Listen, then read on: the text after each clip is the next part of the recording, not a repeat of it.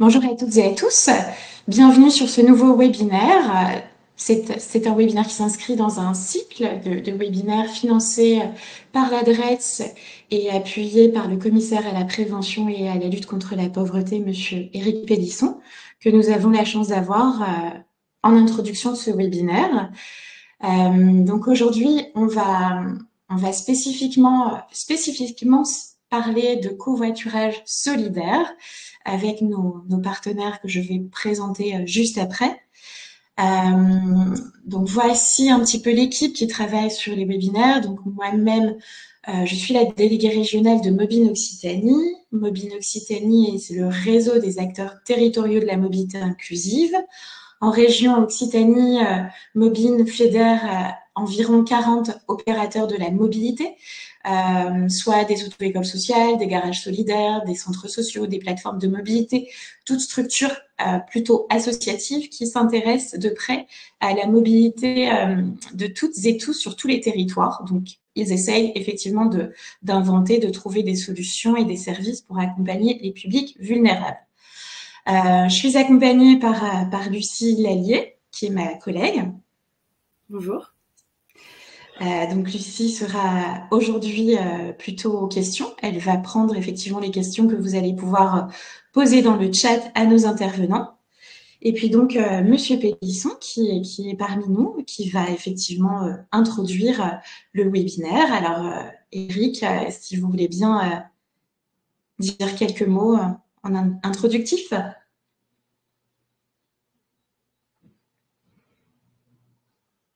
Ah, on a peut-être perdu la connexion. Non, je pense que c'est bon. M'entendez-vous? Ah, c'est bon. Oui, tout à fait. On vous entend. Bien.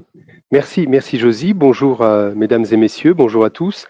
Bienvenue à ce webinaire. Vous l'avez indiqué, Josie, effectivement, il s'inscrit dans le cadre d'une série de webinaires animés par Mobine sur crédit de la lutte contre la pauvreté en région Occitanie, des crédits de l'État. Et effectivement, aujourd'hui, on va parler du covoiturage sous toutes ses formes. Et donc, bienvenue à l'ensemble des personnes qui nous rejoignent. De l'État, des collectivités territoriales, du monde également, bien entendu, des associations et notamment des opérateurs de la mobilité solidaire.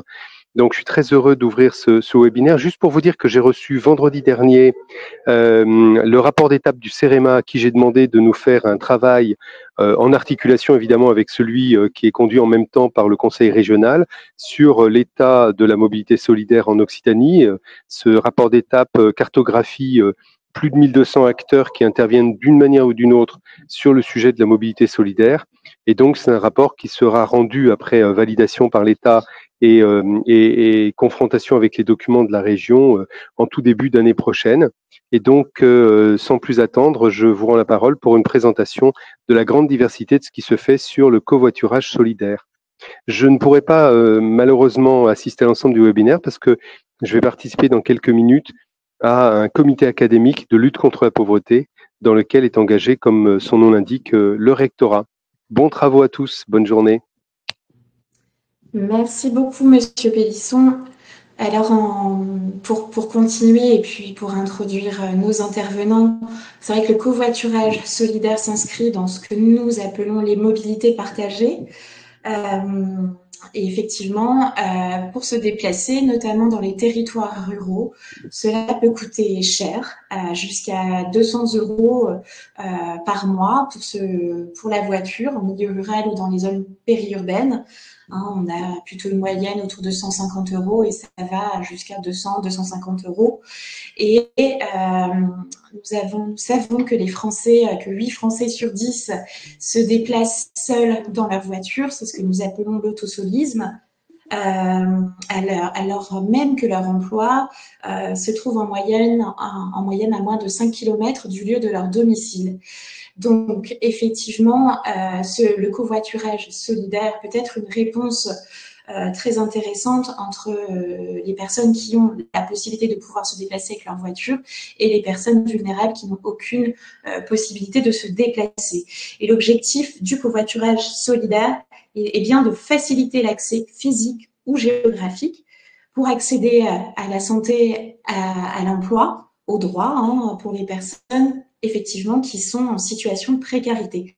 Le covoiturage solidaire permet du lien social également, en luttant contre l'isolement entre les populations, et le covoiturage solidaire peut pallier aux difficultés de mobilité et notamment dans les territoires qui sont peut-être moins bien dotés de transports en commun.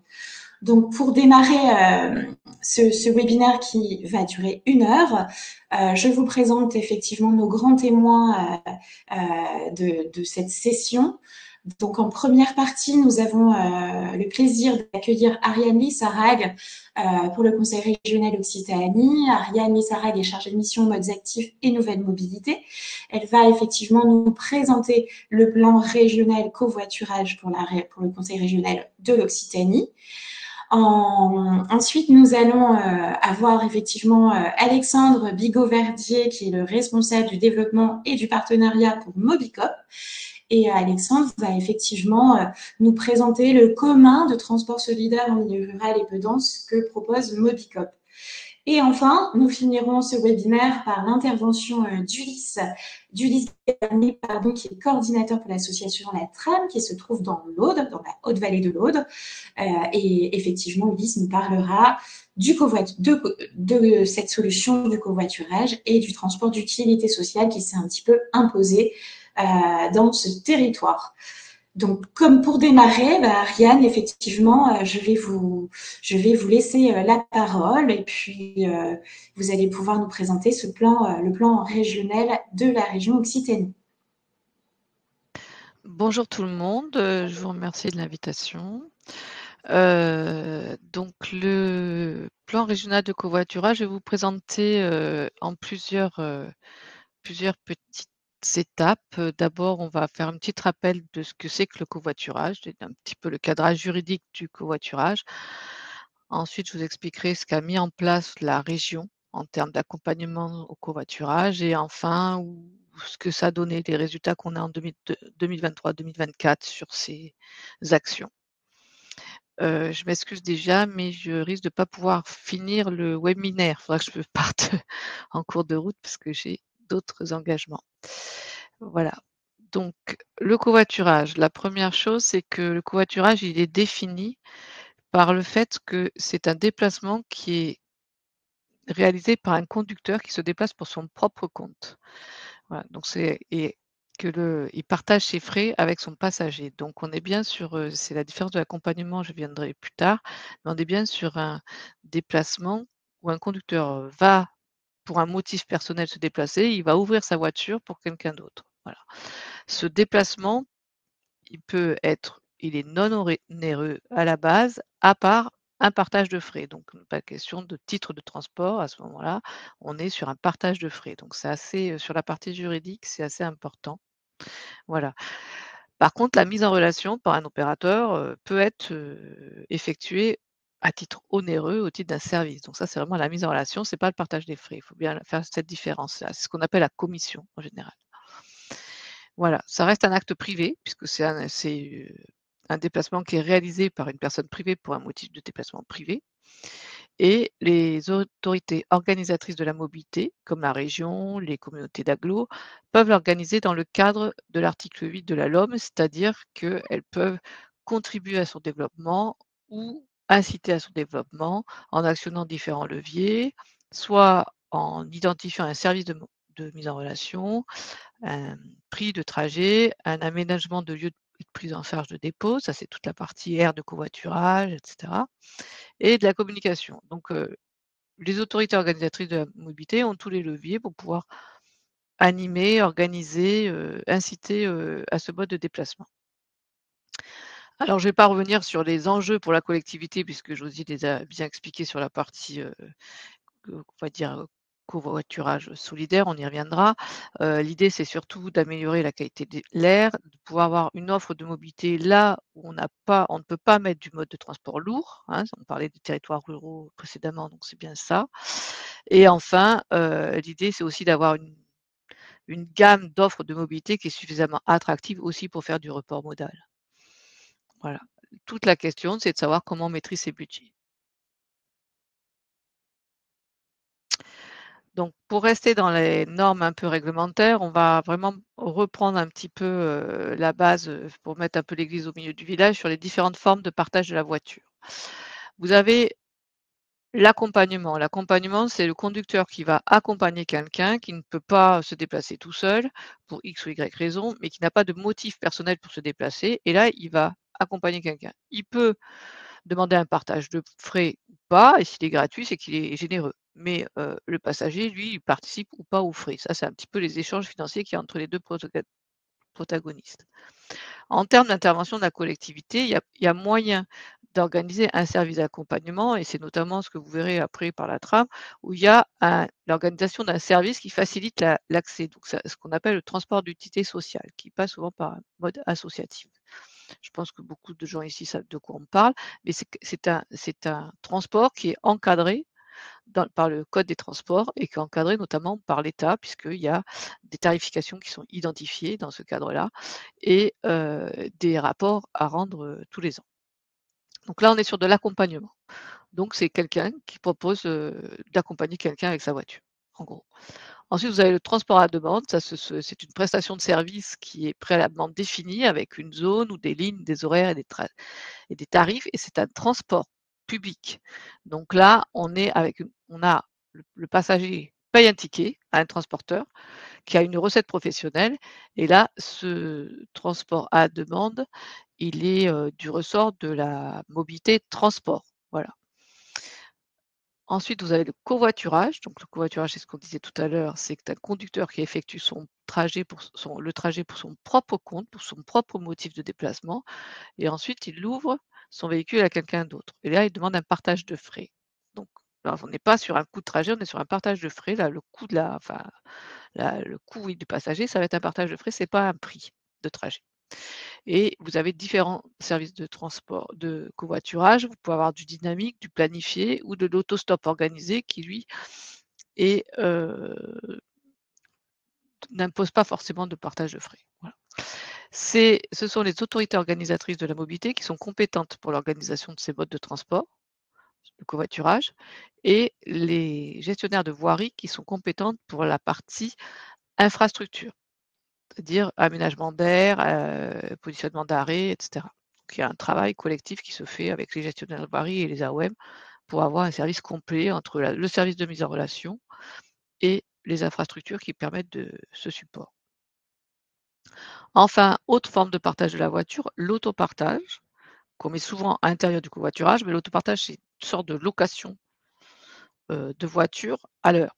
Donc c'est bien une voiture qui est à disposition de pas mal de personnes, des personnes inscrites en général dans le service, et qui peuvent prendre cette voiture pour leur propre déplacement, mais la conduire tout seul. C'est pas, après, ils peuvent partager la voiture s'ils veulent et faire du covoiturage avec, mais à la base, autopartage, j'ai une voiture et j'ai plusieurs personnes qui peuvent venir la prendre sur système d'inscription et de réservation pour la prendre. C'est ce qui est différent du covoiturage où on partage un trajet, pas une voiture.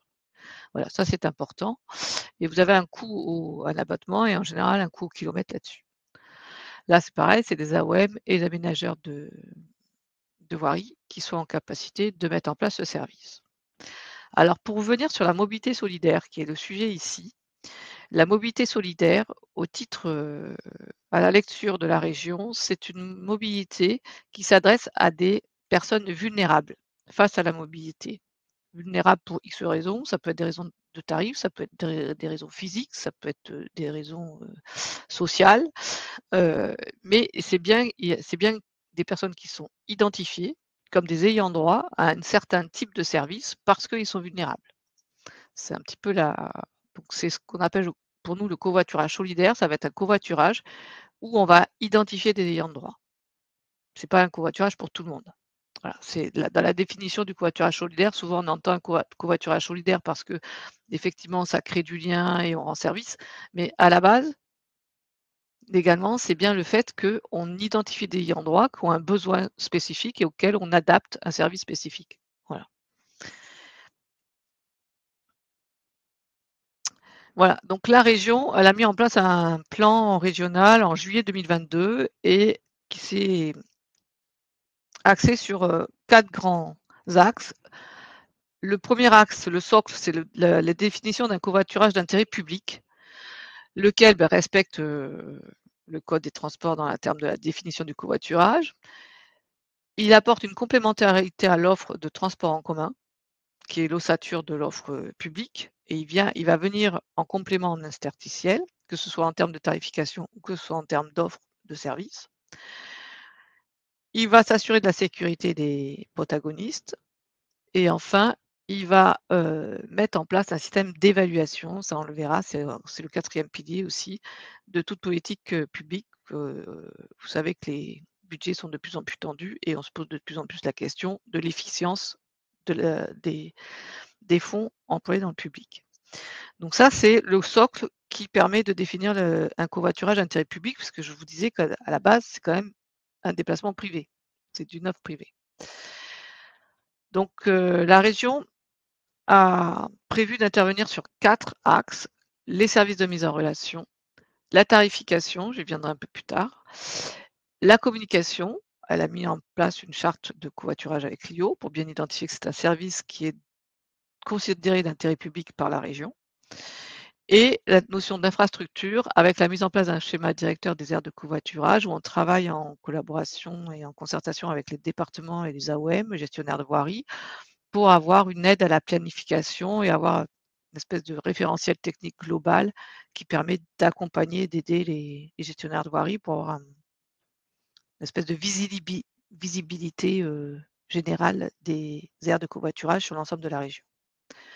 Enfin, il y a un accompagnement des collectivités pour des besoins plus spécifiques à leur territoire, notamment dans des territoires peu denses, où on fait des délégations de compétences pour pouvoir proposer des services de covoiturage qui sont vraiment adaptés au territoire, soit parce qu'on a des employeurs qui sont trop petits pour arriver à se mettre en ordre de marche pour le faciliter dans les entreprises, soit parce qu'on est sur des territoires plus éloignés ou en système de vallée. Enfin voilà. Donc là, on a un accompagnement technique sur ces projets-là avec les collectivités et on les accompagne notamment jusqu'à la délégation de compétences et dans leur contractualisation avec les opérateurs de covoiturage pour être bien en phase avec un covoiturage d'intérêt public régional.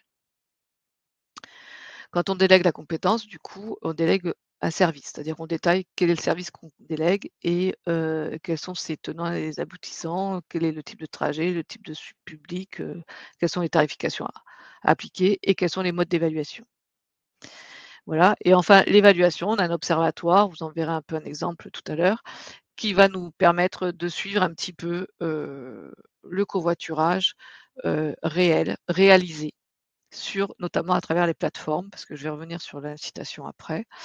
Ce covoiturage qui passe sur les plateformes, il correspond à peu près, d'après l'Observatoire national du covoiturage, à 4% du covoiturage réel. C'est-à-dire qu'en fait, vous avez 96% de covoiturage qu'on ne voit pas, qui est informel. Ça, il faut vraiment avoir ça en tête sur la partie évaluation et impact du covoiturage. Alors, l'aide aux covoitureurs. On a mis en place une convention multipartenaire qui permet aux covoitureurs d'avoir une aide tarifaire. Donc, cette aide, c'est une aide sur des trajets de moins de 30 km quand ils sont internes à la région et qui sont du ressort territorial de la région, c'est-à-dire qu'ils ne sont pas à l'intérieur des autres autorités organisatrices de la mobilité qui, elles, décident de ce qu'elles font sur leur territoire en matière de mobilité. Cette aide, elle est plafonnée à 2 € par trajet. Elle permet de financer la commission de mise en relation. Et le principe, c'est qu'il n'y a pas de gratuité du trajet, sauf si on travaille sur des opérations de lancement. Le principe de la convention multi-opérateur, c'est que les opérateurs fixent librement les prix en intégrant la participation de la région. Les conducteurs, alors on a fait un système de calcul où les conducteurs sont quasiment assurés de toucher au moins 2 € pour un même trajet inférieur à 20 km. Et les passagers sont assurés de ne pas payer plus de 2 €. En gros, c'est un petit peu, on a essayé de structurer, de faire un espèce d'effet de calcul qui fait que globalement, que ce soit les conducteurs ou que ce soit les passagers, on n'est pas trop loin d'un titre LIO.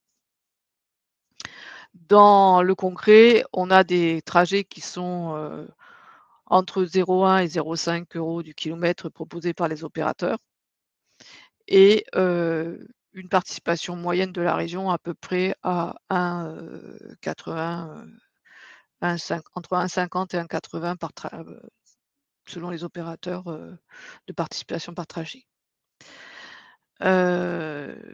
Pourquoi on a limité à 30 km? Ce sont des questions qu'on avait assez pointues, parce qu'on a 2 raisons. D'une part, parce qu'on ciblait les trajets quotidiens, donc globalement plutôt de proximité. Ce sont des trajets où on n'a pas vraiment beaucoup d'offres spontanées, nos fameux 96 de covoiturage, puisque l'intérêt de covoiturer est moindre du fait de la perte de temps et du peu de revenus qu'on peut tirer du partage de frais, d'économie, on va dire.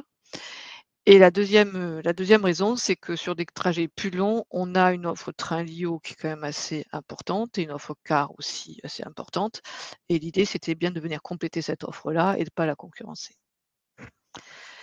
Alors, ce que ça donne sur nos fameuses plateformes.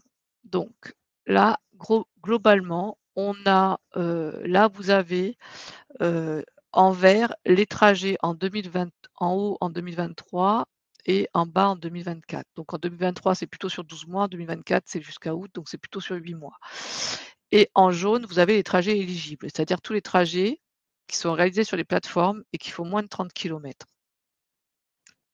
Donc vous voyez qu'entre 2023 et 2024, la tache verte finalement grossit, donc on commence à bien avoir une bonne pénétration du territoire sur cette offre-là, ce qui permet un petit peu de voir que l'action commence à être bien connue et utilisée. Ça, c'est la première chose.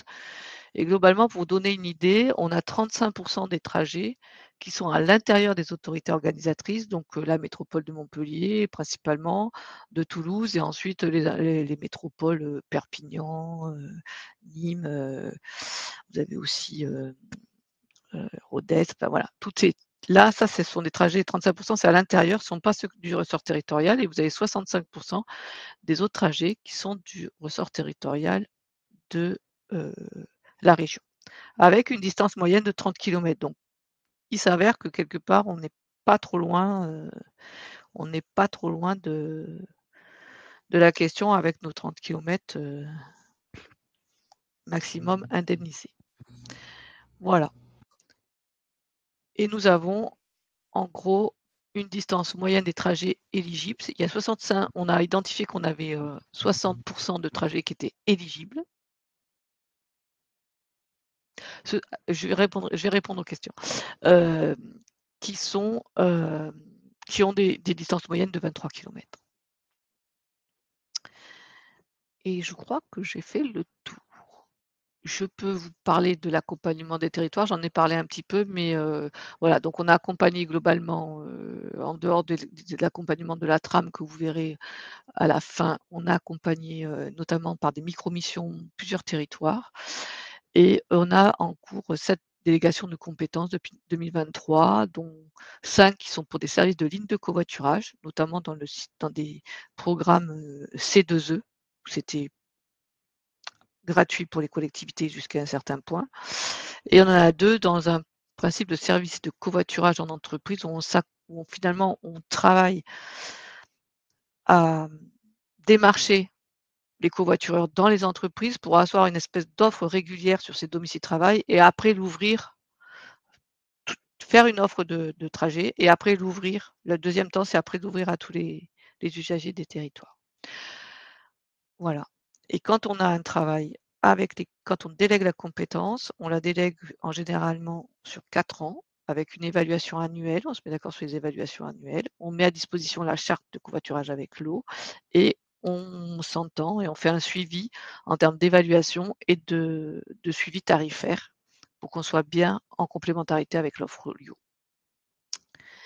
Alors, je vais peut-être répondre, j'ai fini ma présentation, je vais peut-être répondre aux questions. Les AOM en région. Quels sont les AOM en région qui ne sont pas éligibles? Toutes les AOM, tous les trajets intra-AOM ne sont pas éligibles à l'aide régionale. vous avez des AOM qui ont, elles, contractualisé avec un opérateur et qui passent par un autre système. Je pense notamment à Grantoche, par exemple, qui lui a fait effectivement du covoiturage plutôt à destination des personnes vulnérables et qui a contractualisé avec Atsum. Vous en avez d'autres contractualisés avec Blablacar. Voilà. Ensuite, il semble que l'AOM de Perpignan n'est pas éligible. Non, c'est une AOM, elle n'est pas éligible, effectivement. Puisque Perpignan est en charge de la mobilité sur son propre territoire. Donc, on ne vient pas marcher sur ces plates-bandes, pour dire les choses simplement. Je ne sais pas s'il y a d'autres questions, n'hésitez pas. Moi, je n'ai pas vu d'autres dans le chat. Si vous avez des questions au niveau des auditeurs, c'est le moment de les poser à Ariane.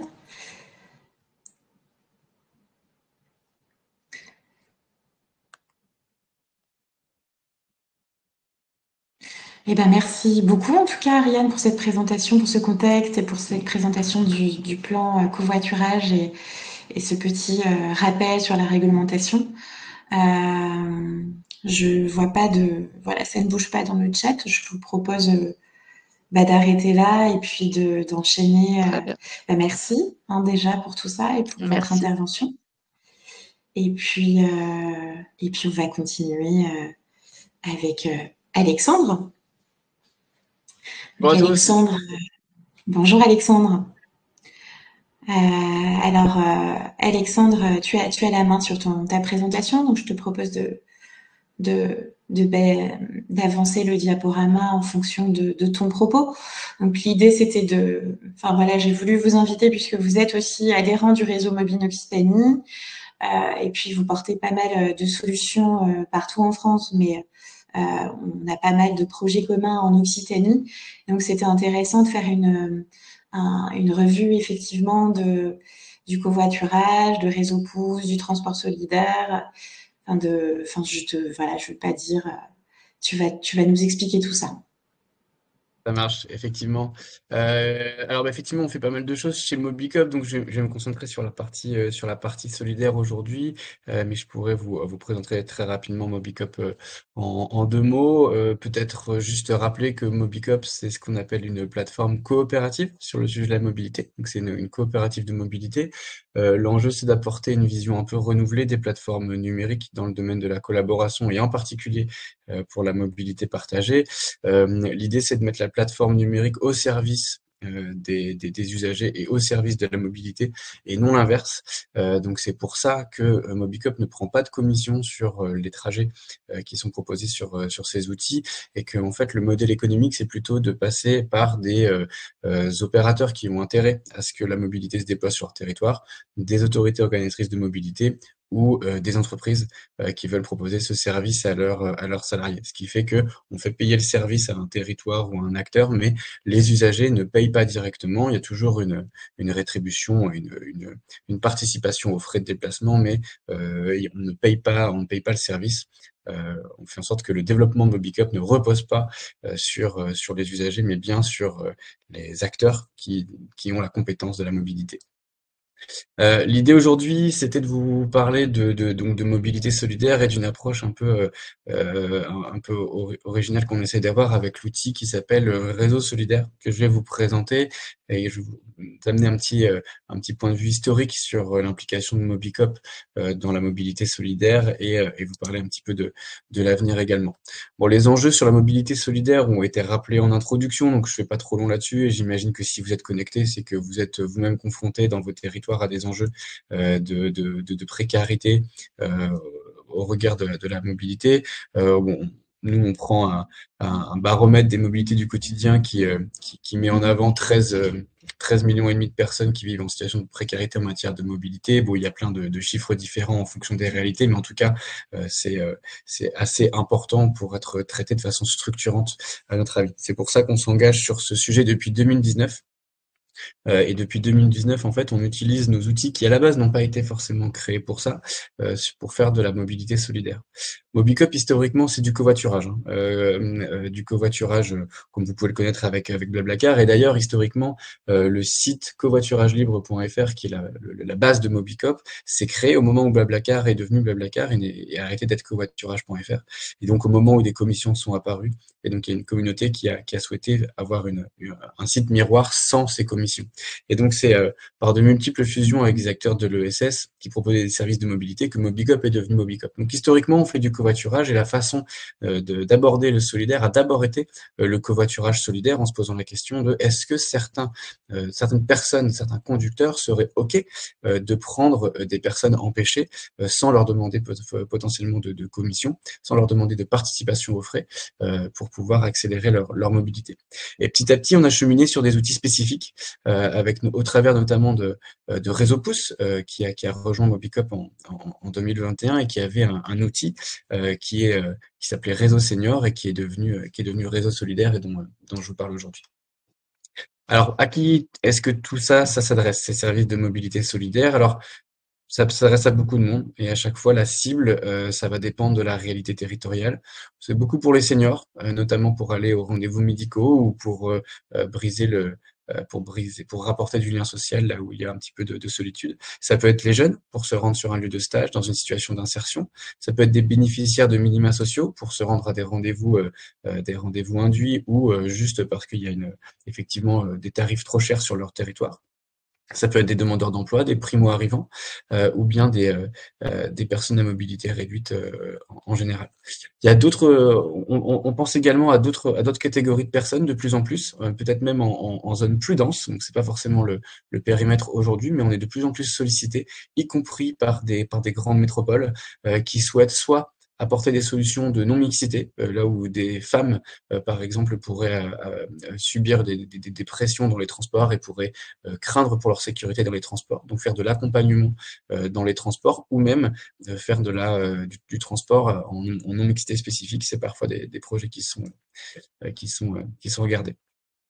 Donc effectivement, à quoi ça va nous servir? À rompre l'isolement, créer du lien social et favoriser un retour vers l'emploi. Où est-ce qu'on en est dans MobiCop là-dedans? Donc on a commencé en 2019, en 2022 on a publié un livre blanc sur le sujet dont Mobine était partenaire, et surtout depuis on a lancé des expérimentations. Donc on a 6 solutions de transport qui ont été testées dans différents territoires où on a plus de 10 000 trajets qui ont été recensés sur plusieurs typologies de territoires. Les retours d'expérience et là, je me rends compte que j'ai peut-être pas envoyé le support le plus à jour. Je m'en excuse parce que je l'avais mis à jour avec les expériences d'Occitanie et là je les vois pas, mais c'est pas grave, je vais vous les faire de tête. Donc les retours d'expérience qu'on peut avoir, c'est par exemple Réseau Senior sur le plateau Picard, c'est le plus parlant qu'on ait aujourd'hui. Ça fait maintenant plus de 6 ans que ça existe. On approche des 10 000 trajets rien que sur ce territoire-là. On a une quarantaine de conducteurs solidaires pour 250 bénéficiaires. Et donc là, c'est une collectivité territoriale qui a choisi de prendre le sujet à part entière. Autant avec notre outil Réseau Solidaire, généralement, ce sont des associations qui sont en relais local, en opérateur local et qui font le dernier geste de la réconciliation entre l'expression du besoin par un bénéficiaire et la réconciliation avec la disponibilité d'un bénévole. Mais pour ce qui est de Plateau Picard, c'est une collectivité qui le fait de bout en bout. Donc ce sont des chargés de mission territoriaux qui décrochent le téléphone ou qui sont derrière l'outil d'administration de Réseau Solidaire et qui font la réconciliation entre les bénévoles et les bénéficiaires. Sur Mobisol 26, l'expérimentation, donc là les données que j'ai datent un petit peu, mais l'expérimentation continue aujourd'hui autour des baronnies. Et donc là c'est trois collectivités territoriales, trois comités de communes qui coopèrent et autour d'une association là pour le coup. Qui est basée, dont le projet phare est l'animation d'un centre social, donc qui amène ce service-là en plus aux bénéficiaires du centre social.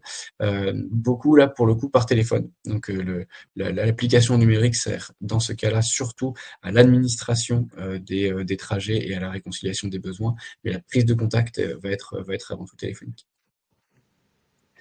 Quels sont les principaux enseignements? Et puis c'est un peu là-dessus qu'on voulait vous partager des retours d'expérience. C'est que le principal facteur clé de succès pour le transport solidaire, à notre avis, c'est la mobilisation des conducteurs. Il faut que on ait un acteur du coup local qui soit bien ancré sur son territoire et qui soit en capacité de mobiliser largement.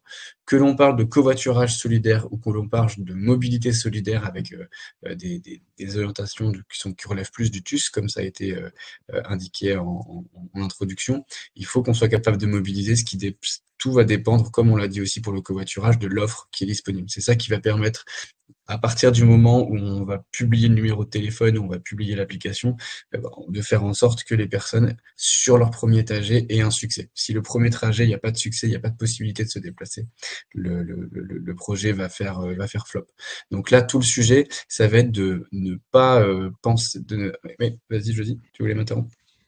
Oui, non, excuse-moi, je voulais pas t'interrompre. En fait, je voulais faire ça discrètement, mais simplement rappeler peut-être qu'il y a deux expérimentations qui ont commencé en septembre, je crois, en Occitanie, une dans l'Aude à Castelnaudary, autour de la création de la maison de l'écomobilité inclusive avec le porteur qui est la roue qui tourne et qui a obtenu effectivement un financement Teams à travers le programme Teams, et ça lui permet effectivement d'avoir ce projet de covoiturage solidaire avec aussi de l'autopartage avec Cities. Donc simplement voilà, resituer qu'il y avait cette expérimentation avec la roue qui tourne à Castelnaudary, et puis également avec un autre adhérent, toujours dans le cadre du programme Teams avec le CIVAM Torre-et-Montagne. Et là, je pense que ça démarre. Enfin après, Lucie, c'est plutôt toi sur le programme Teams, mais il me semble qu'avec le CIVAM Torre-et-Montagne, le covoiturage se met seulement en place dès maintenant. Donc effectivement, comme on s'est dit tout à l'heure, rendez-vous plutôt dans 6 mois pour vous donner un premier bilan de ces lancements. Exactement, là, l'enjeu principal, c'est vraiment de construire ça. Après, pour le CIVAM Torre-et-Montagne, c'est un petit peu différent dans la mesure où il y avait déjà un collectif de chauffeurs mobilisés sur lequel s'appuie le projet. Donc là, c'est le CIVAM qui s'appuie sur eux et qui bénéficie beaucoup de ça. Donc bien entendu, là, l'idée, c'est d'augmenter le nombre de personnes qui sont disponibles pour faire le transport et d'augmenter le nombre de trajets possibles. Mais du coup, ça se base sur une impulsion citoyenne. C'est les bienveilleurs, hein, c'est ça, Lucie, qui est le collectif qui est à la base de ce service. Oui. Et donc de pas sous-estimer ça. Nous, en fait, on arrive à la base avec un outil qui représente des coûts, mais on veut pas faire comme si le coût d'un tel projet, c'était uniquement la mise en place de l'outil. Un outil, ça sert à rien si c'est pas animé, ça sert à rien si c'est pas appuyé territorialement sur une communauté active. Et donc, il faut penser déjà le service de qui va décrocher le téléphone, qui va faire la réconciliation. Est-ce que c'est un acteur qui va être financé exclusivement pour ça, ou est-ce qu'il est financé déjà par ailleurs pour des missions de solidarité ou des missions de mobilité. Mais ça à prendre en compte. Et la mobilisation des bénévoles, il n'y a pas uniquement le travail de réconciliation, la mobilisation des bénévoles est super importante. Sur la question, est-ce que les bénévoles roulent avec leur propre véhicule ou mes dispositions? Ça peut être les deux en fonction du projet. Si on parle de covoiturage solidaire, c'est plutôt leur propre véhicule. On va être sur des trajets où, de toute façon, ils auraient fait le trajet. On va parler d'un usage, là, par exemple, d'aller sur le marché, dans une Comcom qui est un petit peu éclatée, sur lequel, on a besoin de covoiturer pour aller sur le marché ou pour aller faire les courses en centre-ville. On va se baser sur des trajets qui auraient eu lieu de toute façon. Et c'est ça qui va nous permettre d'ailleurs de justifier d'économie d'énergie. C'est beaucoup un enjeu pour les sujets de mobilité partagée. Comment est-ce qu'on justifie l'économie d'énergie? C'est plus souvent en se basant sur des trajets qui existent déjà. Quand on veut faire du TUS, donc du transport d'utilité sociale avec des conducteurs qui déclenchent un trajet pour accompagner quelqu'un, on peut moins justifier de ces économies d'énergie. On est plus là du coup sur de l'utilité sociale que de l'utilité environnementale. Voilà pour tout ça. Et pour faire rapide, pour permettre des questions et pour pouvoir pour pouvoir vous passer la parole aussi à Ulysse, peut-être vous dire que là, on est sur un commun de mobilité solidaire autour de cet outil réseau solidaire qui, jusqu'à aujourd'hui, était un outil mis à disposition des opérateurs. Là, on souhaite que les opérateurs et les financeurs s'en emparent de cet outil. Pourquoi? Parce qu'on voit bien qu'on a besoin de faire ensemble sur tout ça, que les enjeux sont extrêmement importants alors que les moyens ne sont pas là, forcément là. Les collectivités territoriales avec lesquelles on travaille, qui sont en mesure de financer du transport solidaire, en général, c'est le dernier maillon de la mobilité. On a déjà financé les lignes de bus, du transport à la demande, etc., etc. Et il reste une petite queue de budget pour le solidaire. Et en général, c'est pas assez. On fait ça un peu avec des bouts de ficelle. Et donc là, on voit qu'on a besoin de mobiliser des financements au niveau national pour faire baisser le coût de tout ça. Et donc, on a besoin de mutualiser les moyens d'action avec les opérateurs, que sont les grands opérateurs nationaux de solidarité et de mobilité, la Croix-Rouge, Famille Rurale, Mobile, etc., etc. On a besoin de se poser autour d'outils qui sont mutualisés et qui vont nous permettre de faire baisser les coûts pour que les collectivités territoriales en bout de course soient partie prenante, mais que tout ne repose pas complètement sur elles. Voilà, donc ça c'est ce qui est un petit peu l'avenir du produit réseau solidaire qu'on est en train de retravailler en interne de Mobicop et pour lesquels n'hésitez pas à nous contacter si vous avez besoin de petites démos pour voir comment ça marche, à quoi ressemble l'espace d'administration qui est en fait la clé de l'objet, hein, c'est comment est-ce qu'on est efficace et qu'à partir du moment où on a un volume de déplacement qui dépasse les capacités d'utilisation d'un tableur Excel nécessite d'avoir une petite base de données, un peu d'automatisation pour faire en sorte que ce soit plus fluide pour tout le monde. Voilà pour Mobicop. Merci Alexandre. Je vois pas de questions dans le chat. Tu as répondu au fur et à mesure. Merci beaucoup pour cette présentation. Sachez qu'elle vous sera envoyée à l'issue du webinaire avec effectivement le webinaire en replay qui sera également sur notre chaîne YouTube. Avec Lucie, on est en train de... Voilà, on a créé notre chaîne YouTube Mobine Occitanie. On est en train de mettre tous les webinaires écoulés sur l'autopartage, sur Teams, etc., sur les plateformes de mobilité. Donc, vous allez pouvoir retrouver tout ça sur la chaîne. Il y avait quand même une question qui arrive. Ouais, je vois. Et merci de la poser parce qu'effectivement, je me rends compte que je me suis mêlé les pinceaux dans la présentation que je vous ai envoyée, donc je vous renverrai la bonne jeudi pour que vous puissiez la transmettre. Le coût est de 50K €. En fait, on l'estime parce que derrière, on met à la fois le coût de l'opérateur territorial et donc du potentiel financement d'un demi-ETP pour la personne qui décroche le téléphone et qui fait la réconciliation. Et par ailleurs, alors ça, c'est l'élément budgétaire du projet qu'on est en train de monter, mais c'est encore autre chose. Et par ailleurs, le coût du défraiement des bénévoles, parce qu'ils sont quand même rémunérés à hauteur d'à peu près 30 centimes du kilomètre. Et ça, en fonction du projet, soit c'est la collectivité qui prend en charge avec une petite enveloppe budgétaire, soit c'est les personnes qui vont payer de la main à la main quand on est sur une population qui peut se le permettre. Voilà. Et donc là, on estime à une cinquantaine de milliers d'euros le coût total. Pour une PCI rurale, pour Mobicop, pour la partie réseau solidaire, en général, on regarde en fonction du bassin de population et du nombre d'habitants. C'est beaucoup moins cher. On est autour de 5-6 000 € à l'année pour l'outil. Et après, on voit en fonction de ce qui est nécessaire. Est-ce qu'il y a besoin qu'on déclenche une plateforme téléphonique ou pas? C'est quelque chose qu'on propose quand il n'y a pas d'acteur local. Voilà. Tout ça, c'est à la carte. Eh ben, écoute, merci beaucoup Alexandre. Voilà, donc le mail d'Alexandre, si vous voulez, si vous avez des questions qui vous reviennent, n'hésitez pas. Je pense que c'est un peu le but, hein, que vous preniez ce mail et que vous puissiez poser en direct les questions à Alexandre, qui se fera un plaisir de vous répondre. Donc, n'hésitez surtout pas. Et je vois qu'il y a encore une réaction dans le chat, mais non, il y a une réponse. On va pouvoir, merci, et puis je pense que tu restes jusqu'à la fin. On va pouvoir effectivement poursuivre avec Ulysse. Alors, bonjour Ulysse Garnier, coordinateur de l'ATRAM, association située dans l'Aude, dans la Haute-Vallée de l'Aude. Ulysse va nous parler du transport d'utilité sociale, ou plutôt du contexte. Pourquoi le transport d'utilité sociale s'est effectivement installé dans le territoire. Donc, est-ce que tu es bien là, Ulysse? C'est bon pour toi? Je suis là. Bonjour.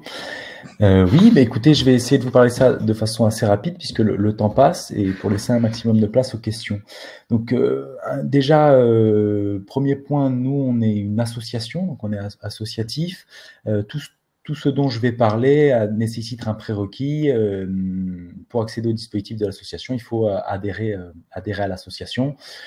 Ça nous permet deux choses. Une première chose, d'avoir un nombre d'adhérents qui du coup permet quand on va parler à des élus, à des partenaires, etc., de voir de qui on parle, qui sont qui ont les besoins. Et un deuxième point, c'est la gestion des données via le formulaire d'adhésion. Ça nous permet aussi de faire des consentements de diffusion de numéros de téléphone, etc. Donc c'est comme ça qu'on fonctionne. L'association se crée en 2019. C'est des citoyens qui créent ça, qui se rejoignent sur des ateliers autour plutôt de l'environnement et qui se rendent compte qu'en fait, n'importe quelle que soit la thématique, sur notre territoire en tout cas, la mobilité est une des solutions qui pourrait permettre de. Et donc du coup, création d'une association et création d'un première expérimentation à l'époque, à l'aide de la région Occitanie, une expérimentation de covoiturage. Et au même moment sur notre territoire, avec Mobicop, se crée Mobilode au niveau du département. Et donc du coup, à peu près à 6 mois d'intervalle, ça se crée. Et donc du coup, il y a une version numérique du covoiturage qui voit le jour avec Mobilode. Et donc l'association se spécialise en fait sur des bénéficiaires qui sont éloignés du numérique. Donc on crée un système de covoiturage pour les personnes numériques, donc avec une plateforme téléphonique qui permet aux gens d'appeler et la possibilité du coup de transformer la demande ou la proposition de covoiturage des gens en SMS qu'on transfère aux adhérents en faisant un peu de localisation, etc. Et du coup, après, dans le SMS, il y a un nom, un prénom, un départ, une destination, une horaire, un numéro de téléphone, et les gens se contactent entre eux. Après, système de covoiturage classique, partage de frais, etc., discussion au téléphone, pour ceux qui ont connu à l'époque les forums de covoiturage, comme avant que les applications existent. Donc, l'expérimentation continue, le système de covoiturage fonctionne pour ceux qui l'utilisent. On n'a pas la prétention de dire qu'on arrive à permettre, enfin, avoir une masse de covoitureurs qui représente tous les véhicules du territoire. Et du coup, les adhérents, à un moment donné, reviennent vers nous en disant, écoutez, le système de covoiturage, c'est pas mal. C'est quand même du covoiturage solidaire, c'est-à-dire que les adhérents qui viennent adhérer comprennent que c'est pour rendre service, qu'il peut y avoir à faire un détour, il peut y avoir à peut-être travailler sur le prix, il peut y avoir des endroits qui sont en situation de handicap, etc., pour diverses raisons. Donc c'est un peu plus, ça fonctionne un peu mieux pour notre territoire qu'un covoiturage classique où je vais d'un point A à un point B totalement rigide. Mais des adhérents nous disent, écoutez, moi par exemple, j'ai un rendez-vous médical dans 6 mois ou dans 3 mois. Le covoiturage, le problème, c'est que je ne peux pas être sûr. Vous allez envoyer l'annonce. Peut-être, avec la chance, je vais avoir un aller, ou peut-être rien, ou un aller-retour. Et si j'ai que l'aller, comment je fais pour rentrer? Si la personne ne peut pas attendre les 2 heures de mon rendez-vous, que je me retrouve bloqué, etc. Ça tombe bien, il y a la loi du transport d'utilité sociale qui sort à peu près au même moment, un alignement. Et donc, du coup, l'association commence à réfléchir autour d'un système de transport d'utilité sociale. Donc là, ça pallie en tout cas ces problématiques, c'est-à-dire on a un conducteur solidaire, un bénévole, qui va pouvoir aller chercher la personne chez elle, l'accompagner ou pas au rendez-vous, l'attendre et la ramener chez elle. Et on est toujours on a gardé la même base, c'est-à-dire que il n'y a pas de système numérique, en tout cas pas pour les personnes qui nous contactent. Nous, bien sûr, au bureau, on utilise l'outil numérique, mais eux nous appellent tout simplement, et nous font leur demande au téléphone. Et nous, pareil, on organise au téléphone avec les conducteurs et on renvoie pareil un SMS récapitulatif. Voilà comment ça fonctionne en étant très succinct. Le point important, en tout cas nous d'expérience du transport d'utilité sociale, et ça a été dit par Mobicop juste avant, c'est les conducteurs. C'est comment on a des conducteurs, comment on les recrute, comment on les garde, etc. Donc nous, ce qu'on fait, c'est on essaye de communiquer avec tous les partenaires, de faire vraiment un réseau de partenaires au niveau du territoire pour essayer de faire passer l'information, affichage, présence sur des événements. C'est un territoire rural, donc on n'est pas tellement regardant sur l'événement, puisqu'il y a des villages en fait de 80, 100 personnes. Bah, le but du jeu, c'est juste d'avoir ces personnes rassemblées à un même endroit, au même moment, pour pouvoir communiquer avec. Donc ça peut être des marchés, des vides-greniers, des marchés de Noël, des fêtes. Les fêtes un peu moins, parce qu'effectivement, la musique, l'alcool, c'est pas le meilleur endroit pour pouvoir parler de ça. Et ensuite, ce qu'on fait depuis maintenant 1 an, c'est aussi de la formation, c'est-à-dire qu'on s'est rendu compte que nos conducteurs, le public qui les accompagne, c'est un public souvent isolé, peut-être avec du handicap, avec un certain âge, donc peut-être avec des difficultés de mobilité, peut-être avec des codes sociaux qui sont pas forcément intégrés, ou tout simplement une envie de parler parce qu'on n'a pas vu quelqu'un depuis longtemps. Et donc, c'est comment, quand j'accueille quelqu'un dans ma voiture, je peux aussi, moi, me protéger. Si quelqu'un a des discours un peu dépressifs, enfin voilà, des choses comme ça, comment moi, derrière, après mon trajet, je ne me retrouve pas à avoir le moral à zéro. Donc, on a fait 2 ou 3 sessions là, depuis qu'on a commencé de formation là-dessus, sur une demi-journée. Et les conducteurs en sont très contents parce qu'effectivement, ça leur permet d'avoir un peu des outils. Ou alors, on a eu ce cas-là, ou alors de se dire, ben non, en fait, moi, j'avais jamais fait de trajet, mais en fait, c'est trop pour moi. Et finalement, je me sens pas d'être conducteur. Voilà, et aujourd'hui, où est-ce qu'on en est? Du coup, aujourd'hui, la plateforme téléphonique existe toujours. Ça a un peu évolué, puisque du coup, le transport d'utilité sociale, la loi dit bien que ça doit être la dernière chose qu'on active, donc que la personne doit pas avoir d'autres solutions. Et du coup, de ce fait, quand on a une personne qui demande un transport d'utilité sociale, on vérifie qu'il n'y a pas un bus qui permette un TAD, un transport de santé, enfin tout ce qui existe sur notre territoire. Et donc, du coup, maintenant, quand les personnes nous appellent, et là, pour le coup, il n'y a pas besoin d'être adhérent, on va pas forcément jusqu'au covoiturage ou au transport d'utilité sociale, ça peut juste s'arrêter, mais vous savez qu'en fait, vous avez un transport à la demande qui passe vendredi dans votre village. Ah non, je savais pas, mais voici le numéro, appelez. Et en fait, la personne s'en sort, cette fois-là, passe par exemple, le transport à la demande, et une autre fois, peut-être, arrivera jusqu'à l'adhésion à l'association et au covoiturage ou transport d'utilité sociale. Et vu qu'on a Mobiload sur le territoire, tout ce qu'on peut aussi renvoyer vers la plateforme départementale de covoiturage, et ils ont aussi un petit module de covoiturage solidaire, on renvoie, mais c'est toutes les personnes qui sont à l'aise avec le numérique. Donc, nous, les personnes qui nous contactent, souvent, malheureusement, n'y arrivent pas. On est en train de travailler avec le département pour voir comment on pourrait permettre d'accéder, et du coup avec Mobicop, à cette plateforme via un tiers, etc. Donc, pareil, j'espère que peut-être on aura plus à dire l'année prochaine là-dessus. Voilà, écoutez, j'espère que j'ai été clair, j'ai essayé d'être le plus rapide possible. Si vous avez des questions, je me ferai un plaisir de répondre, ça sera plus simple de répondre à des questions précises. Merci Vissou. Pour l'instant, il n'y a pas de questions dans le chat, donc n'hésitez pas à les poser. Ce qui nous permettrait de finir à l'heure, puisque le principe de ce cycle de webinaire, c'est de ne pas vous prendre trop de temps non plus et de rester sur cette... C'est pour ça que j'ai essayé d'être très très rapide. Merci, mais j'ai vu ça. J'ai pas été trop rapide, que j'ai pas perdu tout le monde. Moi, j'ai trouvé ça très clair. Écoute, je pense que ça doit être partagé. S'il n'y a pas de questions, c'est que tu étais suffisamment clair. Donc, rassure-toi. Une question de volume. Alors, là, j'ai une question. J'ai le volume sur les 6 derniers mois, donc janvier, enfin 6 derniers mois, les 6 premiers mois de cette année. On a eu 175 trajets demandés et on en a réalisé 122. Il faut savoir que du coup, les personnes demandent des trajets, mais en fait, il y a pas mal de personnes, c'est étonnamment, qui les annulent, soit qui trouvent d'autres solutions, soit finalement qui ne vont pas jusqu'au bout. Ou des fois, c'est parce qu'on derrière, on trouve aussi des partenaires ou des solutions. Donc, 175 demandés, 122 réalisés cette année. Et en fait, on est à peu près au même volume en 6 mois cette année qu'en 1 an l'an dernier. Il y a une exponentielle aussi au niveau en tout cas nous sur notre territoire, il y a une exponentielle le temps que les gens identifient le besoin, que nous aussi on est assez de conducteurs pour se sentir à même de pouvoir commencer à en parler un peu plus, parce qu'il y a ça aussi. Au départ on en parlait très peu parce qu'on a commencé avec 4 conducteurs, donc autant vous dire qu'il ne fallait pas qu'il y ait une vingtaine de demandes, parce que comme disait Mobicop juste avant, si le premier trajet est raté, après on a tous fait, si on commence quelque chose et puis qu'on le rate la première fois, on se dit ça marche pas, leur truc, je vais pas les rappeler, quoi. Très bien. Bah, écoute, merci beaucoup, Ulysse. Je pense qu'on va pouvoir s'arrêter là. Moi, je remercie vraiment chaleureusement les trois intervenants de cet après-midi, hein, Ariane Sarag, Alexandre Bigot-Verdier et également Ulysse Garnier.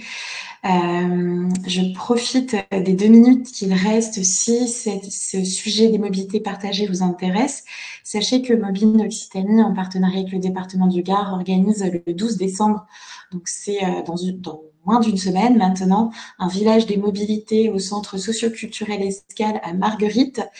Il y aura toute la journée le matin, village des mobilités, et l'après-midi, à 14 heures, il y aura la communication autour d'une identité départementale autour de la mobilité inclusive, solidaire et durable, qui sera présentée par l'agence de communication Barcelona & Co. Et ensuite, de 14h30 à 16h, on a prévu un long moment autour de l'autopartage avec Cities, avec Module Auto, avec la Fondation Roule et probablement avec les collègues d'Alexandre qui nous parleront sans doute de colloque auto. Donc, on aura à nouveau sans doute une intervention d'un dispositif précis qui est un mix entre l'autopartage et le covoiturage, colloque auto. Non, Madame Galisson, j'ai bien vu votre question. J'attends qu'elle ait terminé de parler. Je vous réponds. Il y a une question, Josie, c'est pour ça. Excuse-moi, hein, je vois que je voulais pas qu'elle se déconnecte avant que je réponde. Je te laisse terminer, Josie. Non, mais écoute, comme je voyais rien dans le chat, j'en profitais effectivement pour faire cette annonce pour ceux qui sont intéressés par l'autopartage. Donc, c'est le 12 décembre à Marguerite, au centre socio-culturel Escale, entre 14h30 et 16h30. On va pouvoir bien prendre le temps d'échanger et de se poser sur l'autopartage et comment effectivement on construit un modèle d'autopartage inclusif et travailler aussi la question du modèle économique et notamment dans les territoires ruraux. Donc, si le sujet vous intéresse, n'hésitez pas à venir nous voir dans le Gard.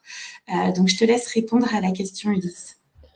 Oui, et alors écoutez, le vélobus solidaire, le pédibus solidaire, non, c'est vrai que ça, on n'a pas fait. Après, nous, c'est vrai que j'ai peut-être oublié de le dire, on est sur 2 communautés de communes, donc un territoire assez grand. Et bon, là, au jour d'aujourd'hui, on n'a pas. Il faudrait qu'on ait des adhérents qui soient intéressés pour lancer ça. Au jour d'aujourd'hui, on n'a pas on serait pas en mesure de le faire. Et pour le cotransport en commun solidaire, il n'y a pas eu de demande parce que malheureusement sur notre territoire, en fait, on a un grand axe, une grande départementale où il y a des bus, mais après tout ce qui est au niveau dans les vallées, il n'y a pas de bus, donc en fait, on essaye tout le temps de faire des liens avec au mieux qu'on peut avec les transports en commun, mais c'est assez compliqué que ça fonctionne. Quand c'est un rendez-vous médical, etc., c'est difficile de demander de décaler pour s'adapter au transport en commun. Et du coup, des fois, le faire en transport d'utilité sociale, ça prend quelques heures. En transport en commun, ça prendrait la journée. Et donc, du coup, c'est compliqué. C'est compliqué. On n'arrive pas bien, pour l'instant, à investir le réseau de transport en commun, que ça matche avec les horaires.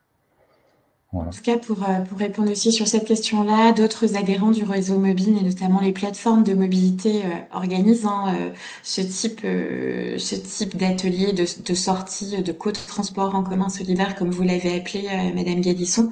Par exemple, Être Mobile c'est permis à Toulouse, AC2E à Nîmes, le CRAF à Perpignan. Enfin, on a tout un tas de structures, de plateformes qui font ce genre de choses.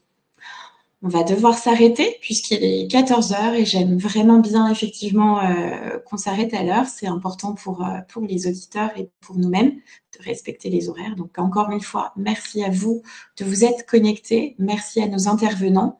Les webinaires vont reprendre à partir du mois de janvier, probablement tous les 15 jours ou toutes les 3 semaines. On est en train effectivement d'affiner avec Monsieur Pélisson le sujet.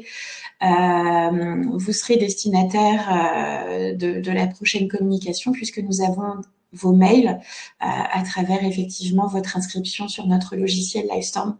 Donc, merci beaucoup à tous pour votre participation et je vous souhaite de bonnes fêtes de fin d'année puisque nous sommes déjà le 6 décembre et que nos webinaires se terminent pour cette année 2024. À bientôt. Au revoir. Merci, au revoir.